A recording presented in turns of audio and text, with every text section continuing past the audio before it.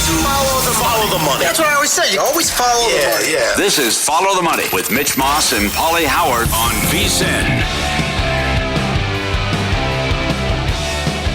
Hey, top of the morning to you. It is Follow the Money here on VSiN, the Sports Betting Network. Mitch Moss, Pauly Howard with you. 2 hours to go here on a very busy Monday program. And we are doing a team a day in the NFL from a certain division. Today, Pauly, that division is the NFC North. That team happens to be the Green Bay Packers. And at DraftKings, to win the Super Bowl, they are 65-1, 30-1 to win the conference, 4-1 to win their division. When's the last time you could say that about Green Bay in this division? Their win total is 7.5. Over is minus 120. If you like them a lot this year, the alternate win total is 8.5 plus 165. If you think Love's going to stink and they're no good, under 6.5 is plus 150. Their division wins at DraftKings 2.5, over minus 205. They can't go 3-3. I know you got to pay juice here. That is such a good game to start the season, week one against the Bears. I agree. Because whoever, if Fields looks great, if Love looks good, it's like I told you so, and then start the hype train, right? They are still, as of this morning, plus 180 to make the playoffs. I want to get your thoughts, first of all, on this team because I got a lot of bets involved. Yes. Well, as far as a division, it's an intriguing division, and it's fun to talk about, and Mike North will weigh in tomorrow on the Bears. Steve Mackin and his power ratings, Detroit 11. Can they do it? Can they live up to the hype? Or are they going to disappoint? Minnesota 15, won 13 games last year. Packers 21, Bears 23. In our guide, 3 different teams were picked to win the division. No one picked the Bears. But with Green Bay, it's all about Love. And 8-9 last year, which was a big disappointment, and a lot of people pointing the finger at Rodgers. But we'll also find out what kind of coach LaFleur is as well. Shaky defense last year, but also Rodgers having a down year also led to the 8-9 season as well, and some frustrating losses, considering they were in the playoffs if they beat the Lions on the Sunday night game, and the Lions played spoiler as well. To me, it's hard to get a read on this team because I don't know what Love's going to bring to the table, and he might be a very good quarterback, and they could surprise a lot of people. I think they are absolutely mispriced. To what you've said all summer, how can they have worse odds than the Bears when the Bears won 3 games? And Fields was the most sacked quarterback, hasn't showed anything in terms of being a passer, and the Bears had a terrible defense. And are the Bears really going to go from 3 wins to 8 wins? Mm-hmm. So I also wouldn't be surprised if the Packers are right there with the Vikings in terms of the record when it's all said and done also. But as we said earlier, how can, at least at Circa, how can the Bears and the Vikings have the same odds to win the Super Bowl, and the Lions are as low as 16-1? They've covered 9 in a row against the Rams. They've covered 4 in a row at home against the Bears. Concerns about the defense, they were 14th in points per game. And also, this is a juicy nugget from our guide. They're 13-2 ATS after playing the Bears going back. So I will sit this one out. I just think they're not getting enough respect, and it could be a sleeper. But to me, the whole key to the season's Love. And I don't know what he's going to be, what kind of quarterback he's going to be. Have you played the win total yet? No, I didn't. Okay. No. I have Bears under. I took Lions under. Okay. So some of the rankings, and we'll use Pro Football Focus here. They grade up. This is going into the season. Offensive line, they have 8th. Last year, they had them 5th going into the season. Big question mark here, obviously, with Bakhtiari and how long he can play this year. Zach Tom graded out extremely high last year at PFF, but he's going to go from playing left tackle now over to right tackle, where he only had 84 snaps last year. This is a note from Warren Sharp's website. The offensive line returns with all 5 starters after finishing in the top 10 of both ESPN's pass rush win rate and run block win rate, and allowing the second lowest pressure rate. They did that, and Bakhtiari missed at least a third of the season. They have their projections here have them to face the easiest schedule in terms of opposing pass rush, including opening the season against the 2 teams with the lowest pressure rate of 2022. So Jordan Love, in theory, is going to have plenty of time to operate there once he gets the ball in his hands and to make some plays. Defensive line, listen to this now. This is what's really odd to me. And there are a couple of factors. I get that. I'll run that down. But defensive line, they put 19th on Green Bay going into the year. This time last year, 3rd. Okay, well, I get it. Rashawn Gary's coming back from the ACL. Looks good in camp. First-round picks in 2022 and 2023 with Devontae White and Lucas Van Ness. Linebackers, they have them ranked 17th. They were fourth last year. How? Former first-round pick Quay Walker, good in coverage, not so much versus the run. Secondary, 16th this year, 4th a year ago. And that's despite having most of the same players back, and Jair Alexander is their best cornerback the last 3 years combined. Running backs are 6th, wide receivers 27th, and they were 17th in DVOA last year. So there are a bunch of reasons for that possibly, right? Was Pro Football Focus too high last year on Green Bay? Possibly. Did a lot of their players not live up to the hype or to where their career numbers suggested? Yeah, probably a little bit of that, but they can't get back to that range that they were. Are they too low this year? I think absolutely there's a balance here. They were maybe a little bit too high on the team last year, but too low on the players this year. And is it factored in, like, because Aaron Rodgers is no longer with the team, can nobody on the team still play? Is nobody any good? Like, you had this team with all their units top 5 or top 10 with the exception of wide receivers last year. Amazing to me. And now everybody wants to give up on them. SOS, middle of the pack, they play in 5 primetime games. But this, again, I need to point this out now and run down all the numbers with Aaron Rodgers. Last year, career low in passing yards while playing a full season. That was his 13th full season in the NFL. Tied for the second fewest touchdown passes in a full season, 26. He had 25 in 2018. Second most INTs in a single season for Rodgers. He only threw for more in his very first year as a starter. He had 12 a year ago. 6.8 yards per attempt. Second lowest in his career. His career average is 7.7. A 91.1 rating. Lowest of his career. Not close. Career average 103.6. 39.3 quarterback rating. By far and away his lowest/worst number of his career. 52.5 was the previous low. I think Love's going to be at least decent, maybe good, or maybe better than that. I will be surprised if Jordan Love comes out there and he's a disaster this year. I liked what I saw in very small sample sizes last year. The team has been like glowing about this guy. I know you kind of have to do that. And then they came out and said, well, we're going to know about halfway through this season what we have, and everybody freaked out. Well, again, as I said like 3 weeks ago, you can understand that comment, right? Because they've never really seen him play anything close to a full season as the quarterback. Totally fair comment. I bet this team, I cannot believe we're sitting here today and the win total is still 7.5. Oh. Yeah, you got to pay minus 120. I bet the win total over. I bet this team to make the playoffs at plus 190. That was one of the first bets that I made this summer. And I took a little bit because I missed the best number. I missed 5 to 1, but I took a little bit at 4 to 1 to win the division with Green Bay. I think there's talent pretty much all across the board on this team. And as long as he can avoid being a disaster, I think they're going to win 8, 9, 10 games, be in the mix, not only for the playoffs, but to win this division. Wow. Didn't you talk to a guy who you've known for a long time, a bettor, who said his favorite bet on the board is Green Bay over the win total? Wasn't that this weekend? Or do I have that mixed up with another team? No, you are correct. Yeah, he told you that? He's been money for years with his win totals. Yeah. And that was, yep. I think the division's absolutely manageable. Again, the division wins at DraftKings is 2.5. You got to lay some serious juice there. It's a minus $2.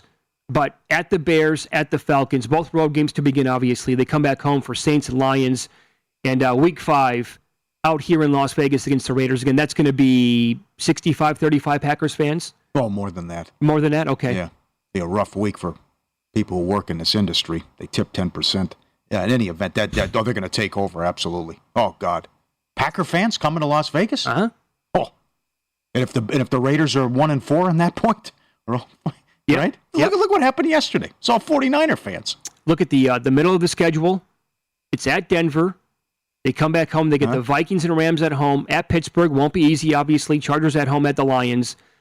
They do play the Chiefs back end. But I think you kind of have to like the way it breaks for them because they'll get the Chiefs at home.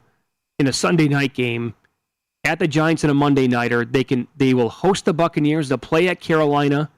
They'll play at Minnesota, and they get the Bears in the final week of the regular season at home. Very good. It's a fun division. Lions hype, Bears hype, polarizing quarterback, Vikings, and PU, they stink, right? Won 13 games. They're going to be better on defense. What do people think of the Vikings? Can the Packers surprise people? Very intriguing division, and highlighted by that Week 1 game with Green Bay going to Chicago. By the way, I have to give it up for VSiN host Femi Abemefe in the Pro Football Betting Guide. This is all the way back in June. I thought he made a terrific case for Matt LaFleur to win Coach of the Year. Uh-huh. He was 20-1 back then. I've seen him dip as low as 10-1. Again, if all these things come together and it hits like that, and if they would win 10 games, the media loves Lambeau Field. They love Green Bay. They love this organization. If LaFleur can make it work with Jordan Love, there's an absolutely great path for him to win Coach of the Year. 15-1 this morning at DraftKings. I think I saw as high as 18-1, but as low as 10-1 again when I was looking at different books over the weekend. Mm-hmm. So, and it's going to be, no Rodgers, Jordan Love, okay. And also, what about that angle of the players were sick and tired of his act? Yes. And now they get rid of him. See that. His boys are no longer there, right? Lazard, Cobb, they went with him to the Jets. So it's like, fine, we finally got this guy out of the locker room. Now we can actually go out there and be a little bit better. Got rid of the poison. Today's Major League Baseball card coming up next. 2 Malinsky specials on the slate. We'll explain what they mean and which team's coming up next.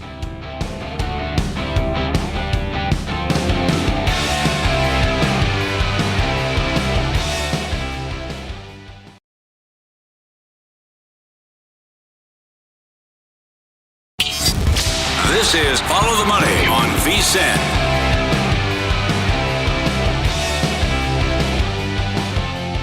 Become a VSiN Pro subscriber today. Get a daily email recapping all the best bets, every host and guest. Unlimited access to the vsin.com/picks page. Sort by sport, match update, and more. Check the leaderboard to view betting records, profit, ROI, who has a hot hand, pro picks, betting splits, power ratings, 24/7 video access. Become a subscriber today. Final weekend to sign up at the lowest price of the summer. $19 your first month. vsin.com/subscribe. Today's Major League Baseball card, we do have 2 Malinsky specials. And for those of you who might be new to the show, a Malinsky special, it's an homage to Dave Malinsky, who was a professional sports bettor, came on the show weekly, was going to turn into a daily thing. He passed away in 2018, but he's one of the sharpest guys that the industry has ever really had or known.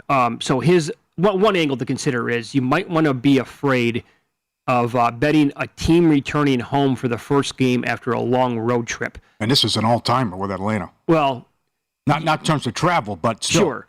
But the whole handicap is you're away from home that long.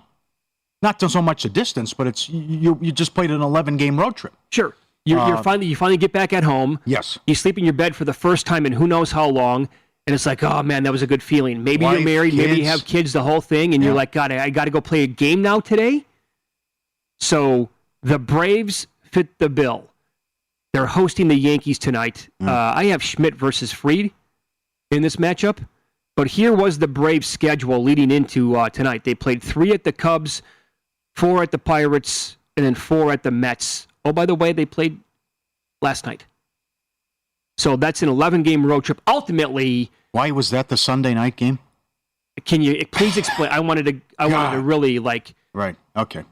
Piss and moan on Twitter yesterday, but I elected not to. You can't flex out. You can't put Orioles Mariners Sunday night. Anyway, so ultimately, I would prefer an East Coast team coming back home after a long West Coast trip or vice versa.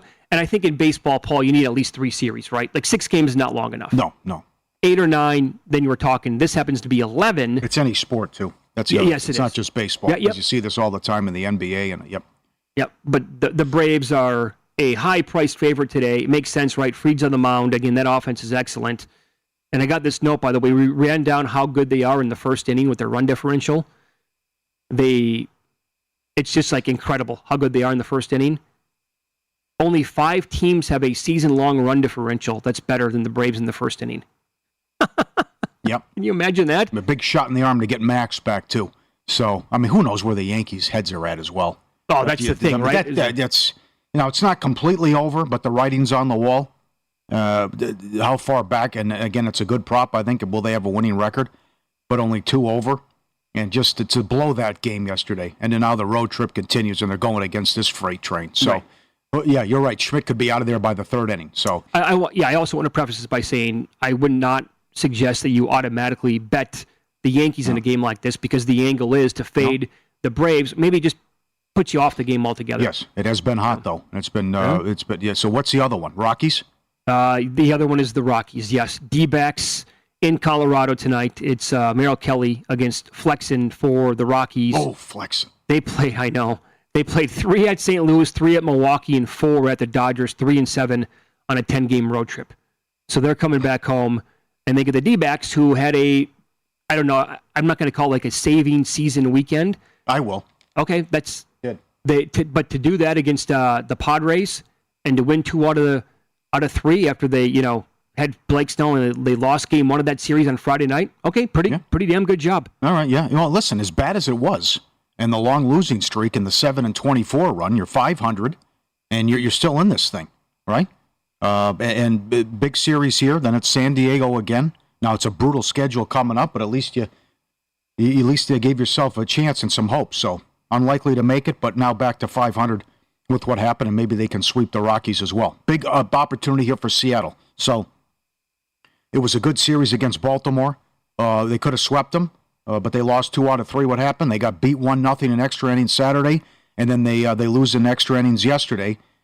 This is the first of 7 against Kansas City. They're now 9 games over 500, even with Toronto in the loss column. And as we talked about during the baseball draft, and Chris Bennett, who's a sharp guy who works here at Circa, was high on his team and scared of him, and really adjusted the future at a big price to saying, I don't want Seattle money. Mm-hmm. Kansas City, Chicago, Kansas City, Oakland, Houston. That's the schedule the rest of the month coming up. Mets, awful. Reds, in a funk. Tampa, disarray. Angels, a mess. A's. Then you close Texas, Houston, Texas. It is right there for Seattle. Right there. And if you want to get nuts, we talked about it last week, they're only 5 back in the loss column of Tampa. And who knows what's going to happen with they're in the news for all the wrong reasons right now. You got McClanahan out for the year. They're not playing good ball. They have a tough schedule. Not even comparable when you can look at Tampa's schedule to Seattle. So 9 over, it's okay. They lost 2 out of 3, it's okay. You can't win them all, but they have a big opportunity here against Kansas City, and I think they can go 5-2, 6-1. And I like Gilbert today a lot. Yeah, $1.40 seems tad cheap to me, absolutely. to be honest. It was lights out his last time out, which might scare you a little bit, but I think it's too low here, and they're giving the singer too much respect. So on that note, with Tampa, Glasnow goes today. Looks like Ryan Walker is going to get the start for the Giants. 4-1 on the year with a 2.40 ERA, but he's been a bullpen guy, so maybe he's going to be the opener today. But I also don't see a number on this game anywhere. That's the thing. Like, it's actually a pretty decent schedule, but only 4 games were on the overnight that I noticed. I don't think I really want to bet the Rays, though. I'm not in the mood to do that.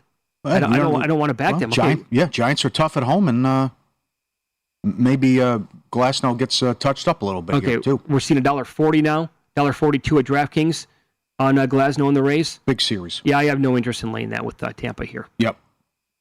Big series. How about Scherzer and the Rangers?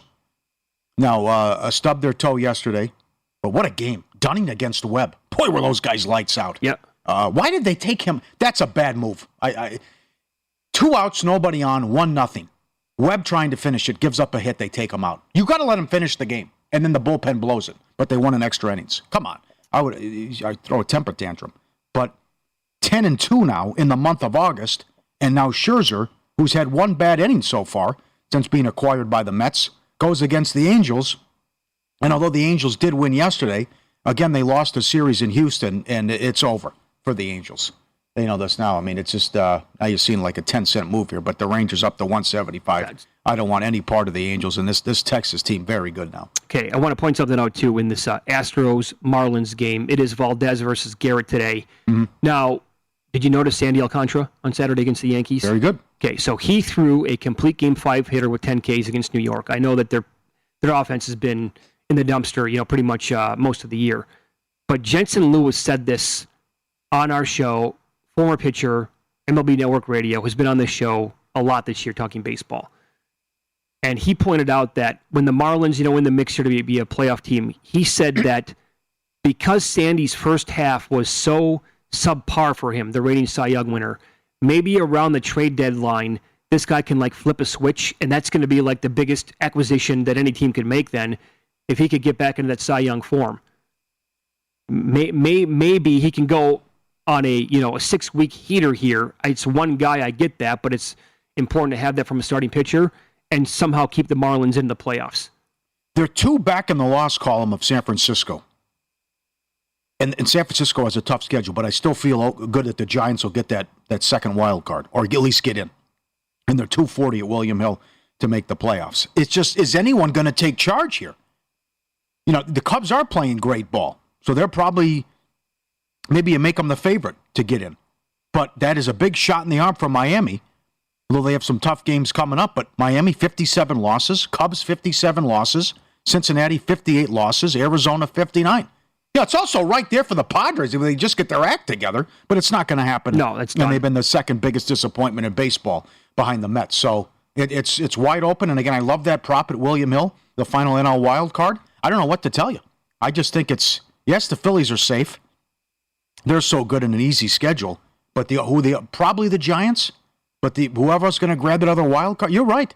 I mean, it really looks like 2 from the NL Central is going to happen. I think that's possible. After we made fun of the division a month ago. I thought it was going to be the Phillies, by the way, to take charge and just take, well, good enough, yeah. Hop on a rocket ship and take off. Yeah. How about that? They scored 12 against the Twins on Friday night. They combined for one run Saturday and Sunday. Yeah. Really? I know. That was weird. That caught me off guard. Yeah. So, I thought that team was going to put their foot in the sand and say, we're going to just see you later. We're absolutely going to make the playoffs. Could Seattle catch Houston or Texas? I think they could. They're only 3 back. I mean, that could be another one, right? Look at the numbers. I don't think the Astros are a lock to make the playoffs, are they? Yeah. You have to bet them until they lose a game. Do you concur? Is up next here on VSiN.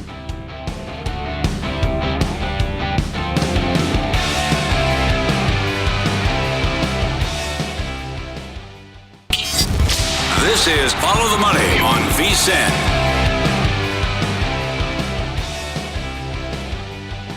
Throughout the NFL preseason, VSiN experts busy evaluating every team to give you a betting edge. Your updated NFL betting guide due out later this month. Get ahead of the upcoming NFL season. Picks from every on-air host. Preseason analysis. Football contest strategies. Love that. Become a VSiN Pro subscriber today. As low as $19. Get your copy of the guide. Makinen, teams who improve and decline. His power ratings. Take advantage of the football season special. Access to everything we do through the Super Bowl for $1.99. VSiN.com/subscribe. Great moments in history have begun with a question. To be or not to be, that is the question. What came first, the chicken or the egg? Was it over when the Germans bombed Pearl Harbor? And what kind of hair product does Mitch Moss use? But Follow the Money wants to know. Do you concur? Concur with what, sir? Do you concur? Pauly, this might be the last week to do so before the numbers are all gone, but I'd start looking at players other than Young, Stroud, or Richardson to win the NFL's Offensive Rookie of the Year. Do you concur? Yes, 100%. Who's to say the latter won't even be the starting quarterback, and it might take a while before they actually are the starting quarterback. Richardson with a horrendous, wretched throw in their game against the Bills. And then, we'll see with Young. He should put up numbers, but he will.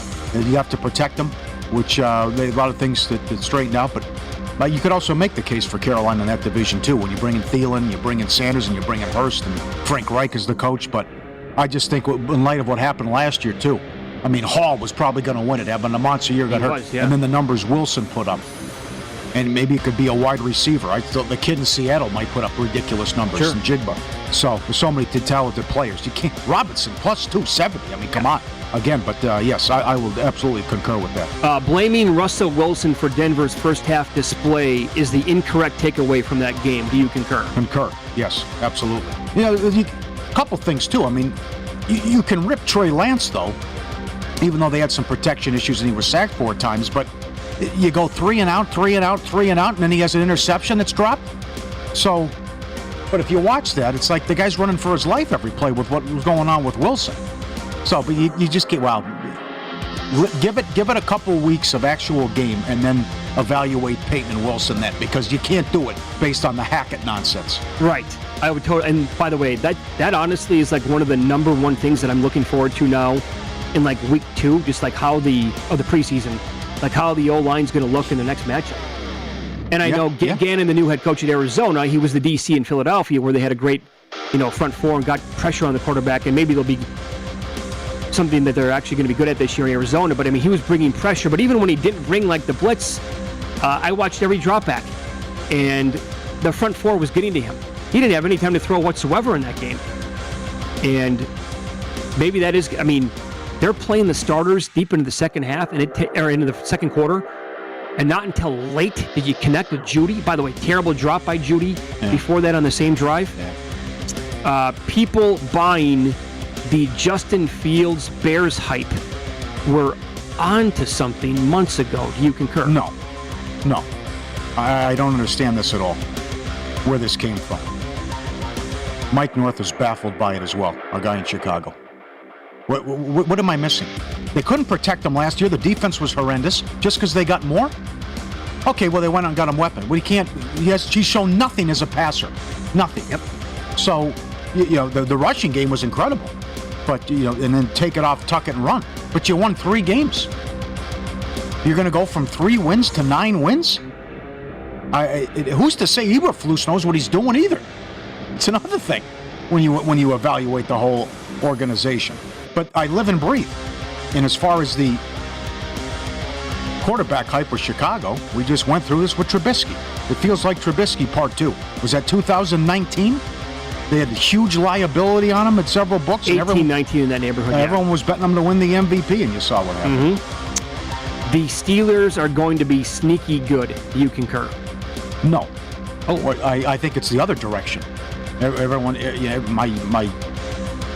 my girlfriend knows that Tomlin's never had a losing record. I mean, it's certainly a great coaching job last year, but I got to see more out of Pickett. But that division's too strong. I don't think.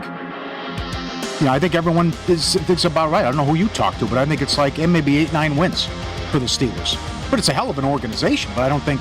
I think you could sneak up on you. It's just like everyone respects that organization. When I say sneaky good, I think it's going to be like weak as long as they stay healthy. You have to say that about every team in the league. I get that. They're not going to be an easy out. Let's put it that way. Yeah. I think every single Sunday, for the most part, they are going to give good teams like just tough battles, and it's not going to be an easy win. For example, week 1.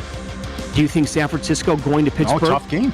That's an they lost at extremely tough Chicago game. last year. I know it was a quagmire, but right. Yeah, you have to bet Ravens money line until they lose. Do you concur? Absolutely, 100%. 24 in a row. Yeah. And this has been a thing now for a while, so it's not like I'm going to jump on board right now and bet on their 25th win coming up. No, you've been doing this probably for at least a year or two, because it's been a major talking point in the preseason, Pauly. So people who've been betting on the Ravens just to win their games somehow, some way, you got to write it out. Yeah, I know Joe Osborne from Vegas Insider had it too. It's a 26-7 ATS run going back as well. It's just some of it's luck, but also some coaches just care. And it's a great quarterback rotation that they have. That's really big. Huntley into Johnson into Brown, and there was the pick 6, or they would have covered. No, I would say this. If you have not been betting the Ravens, I don't know if I'd hop in right this next week, because at some point they are going to lose. So there's a difference here. If you haven't been doing it, I'd say stay away. But if you have been doing it, then you got to keep going, obviously. Stetson Bennett will have a long career in the NFL. Do you concur? No. Boy, a lot of negativity. It was a mixed bag. 2 interceptions were dropped. rooting for the guy, but I just don't know what the career path is, the playing opportunity. What that's going to look like. I think he has Chase Daniel written all over him. Yeah? Where he's going to be a career backup, and probably at the end of his career, in 10 years, we're going to look and say Stetson Bennett played, like 130 snaps in the NFL, and he made $65 million or something weird like that, where he's going to just float around from team to team and be a backup guy. Yeah. And he'll linger. Okay. A lot of people are sleeping on the Buffalo Bills. Do you concur? Well, 100%. So we're getting ready for the draft Saturday, and my tag team partner Scott Tribuco says we are absolutely not taking the Bills. No, they prove it every year that they can't get it done. We are not taking the Bills. So that was not a consideration. But who's? Wait, hold on. You were picking 8th. He wanted no part. He would not allow me to take the Bills. Oh, you've got to put your foot down. If the Bills were still there, said no way, no how. Yeah, he's been on the show before. He's a character. He'll be coming on again in 6 weeks. He's just like he'll look at him, and he'll say the Dallas Cowboys should go last in this draft. They have no chance. I go, well, come on. And if you come back at him, he goes, you know nothing about football. You know what he told me? He's that kind of guy. He's awesome, but he wouldn't. But to your point, the question, well, you're right. It's all Jets. Hard Knocks, Jets, Rodgers, watch out. Miami, Tua, McDaniel, Belichick. But all the AFC is everyone but Buffalo. And again, the horrible way that they ended the season last year, getting blitzed at home by Cincinnati. And they had the best team, you thought, on paper. Mm-hmm. The low was like 375 to win the Super Bowl. You saw what they were 2 years ago. The squib kick. They should have beat Kansas City. They probably had the best team. It's like they find a way to screw it up. They got a little bit of Chargers in them. Yeah. So they've drifted up to plus 975 here at Circa. Uh-huh. I think it's like if they would ever reach 10-1, it would last. I don't think it would last very long. But if they get to 10-1, I have to bet them. Yeah, all right. Well, the whole thing's with Allen too. He did not have a good year. And how much do they miss Daboll? And is Diggs going to create problems as well? Because we had him on that future ticket last year. Maybe that's why Scott was so perturbed by him. No, well. It was, they should have lost that game to the Dolphins. Lane, I'm not going to disagree. 14. Skylar Thompson had them beat. Yep. I just think if they get to 10-1, where they were last year in the market, I don't know. I could not resist that. So, and that's do you concur. Good. Here's also what Scotty told me. Scott Tribuco, he fires big time. Was sports betting. He told me this is how anti-Dallas he is this year. Oh, God. He told me that in a dream world, he would be able to apply to get a license to create his own sports book, and he would offer the Cowboys at 40 or 50-1 and to win the Super Bowl. And he said, "I want every single bet in the world on the Cowboys. Yeah, I want to take." Every single penny that's going to be bet on this team, I want all of it. Sorry. I said a McCarthy problem. He also owner too, we said. So. Yeah. Okay, fair. Maybe quarterback problem. That is absolutely a factor. Yeah. He'll be coming in before the baseball playoffs. He has 5 teams in the American League that if they win it all, he go to the World Series and wins $100,000 on all 5 teams. Remember, he talks about that same game parlay. Yeah. Same game parlay guy. Mm-hmm. Are they really going to start all over at quarterback again? We'll kick this around coming up on Follow the Money. It's VSiN, the Sports Betting Network.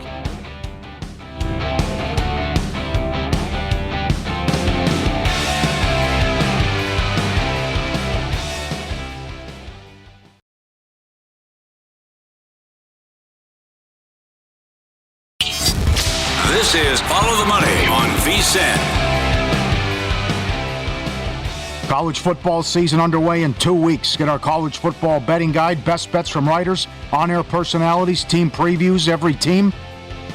Get the NFL guide as well. Become a VSiN Pro subscriber today as low as $19. Get both guides, VSiN.com/subscribe. I think the Cardinals are going to want to trade Kyler Murray at some point. Well, the other question is when is he going to be in there and be available too? Mm-hmm. That's the other question. How about this? According to ESPN's Dan Graziano, quote, the Cardinals have to find a solution to the Murray contract problem next offseason.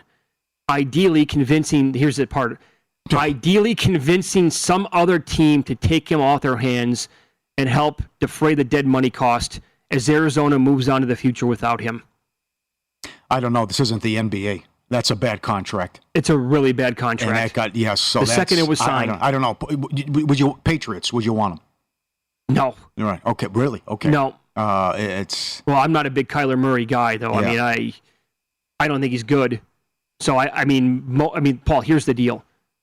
Cutting Murray next offseason would result in $81.5 million in dead money. Trading him before the 2024 league year begins would cut the total in half to $46.2 million. So here's my list of teams. I mean, if Caleb Williams is going to be like this can't miss guy, I hate saying that. I will have to tell you that I heard that from some NFL people this summer. They were asked on radio shows across the country, like, how good is he? Oh, he can't miss. He's absolutely okay. Come on, you can't do that to these quarterback prospects. But the Cardinals, I think, should tank for him. They don't even have to tank. They're so bad. I would also say the Commanders. Caleb is from that area. The Buccaneers, the Rams, and the Raiders. What if the Raiders have a bad year as expected, but not bad enough? So they're Do the Raiders trade 7 and for 10? him? Right. 6 wins, 5 wins. Raiders trade for him? Oh, I think a trade for Caleb Williams is going to be so expensive, teams aren't going to be able to do it. Whatever the Bears got for Bryce Young this year, double that. Caleb Williams is, No. Murray. Oh, for Murray. I No, think you meant for Murray. Caleb Williams. No, okay. I'm not saying Murray. No. Oh, God. I don't even know. I'd give up like a pick for him. Maybe. But I don't want the contract. I know. That's, yeah. They're not going to be able to trade him. I don't think he's just, I'm not a fan either. I think you're a little harsh on him. I might be. But, sir, I can't get the playoff loss out of my mind against the Rams, that underhanded pick six. And he has moments. I mean, the game out here, he's a road runner. They couldn't slow him down. It had the big comeback, but it's... See, that's the part of Kyler. And this is not personal. I mean, whatever. I wish the kid well. I wish he never would have gotten hurt. But every single play is like the same. It's total chaos. Yeah.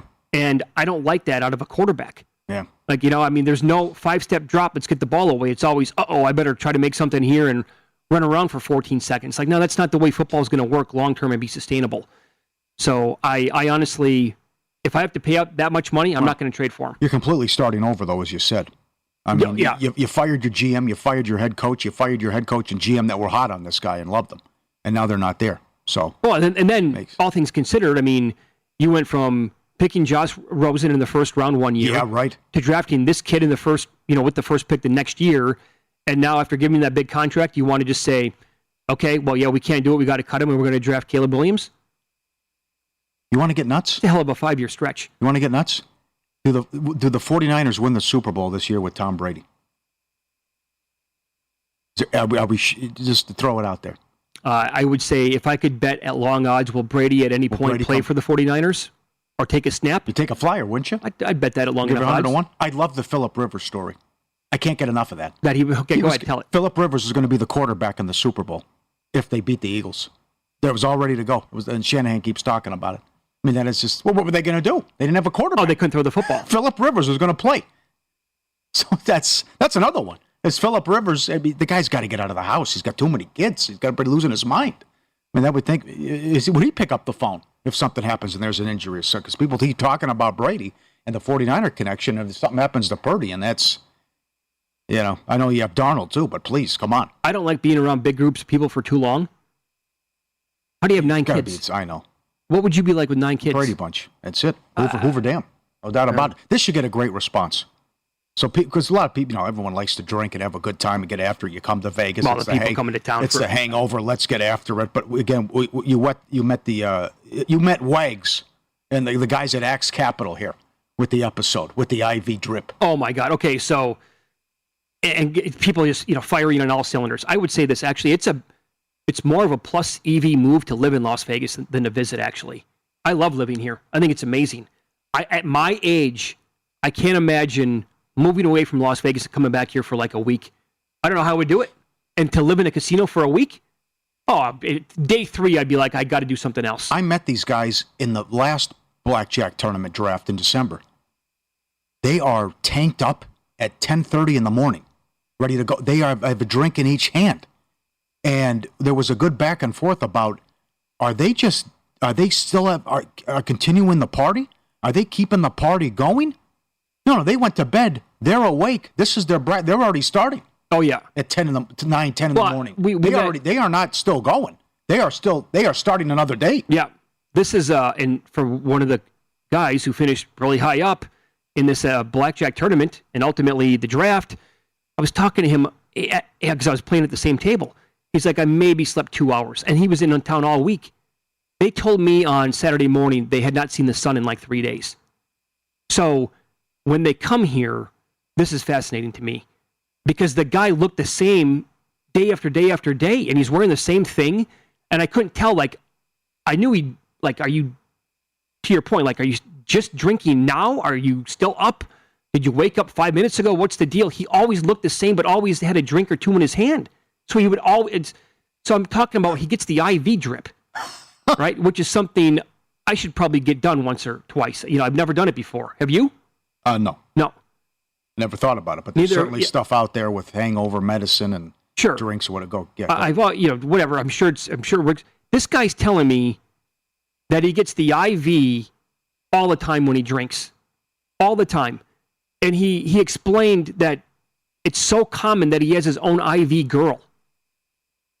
So he comes here. He doesn't the girl live here. Comes into the hotel room. Yes, and she lives in Vegas, and she expects it when he. I think he sets it up. Hey, I'm going to be in town in 2 weeks. I need you by my side. I need the IV. It's like the Billions episode. It just come right. How long does the whole thing take?